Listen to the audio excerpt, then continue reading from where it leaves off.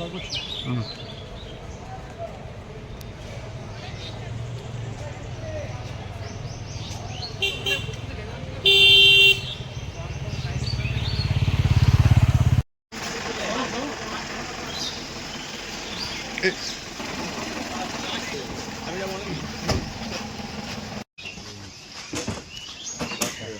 দড়ি কোথায় দড়ি খোঁজে না বেড়ে পরশু দিন আসামি পাঠিয়েছি দড়ি দিয়ে দড়ি নেই কি কথা এই গাড়িতে বড় গাড়ি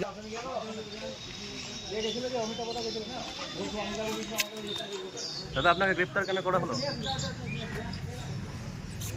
দাদা আপনার বিরুদ্ধে শ্লীলতাহানির অভিযোগ, কি বলবেন দাদা?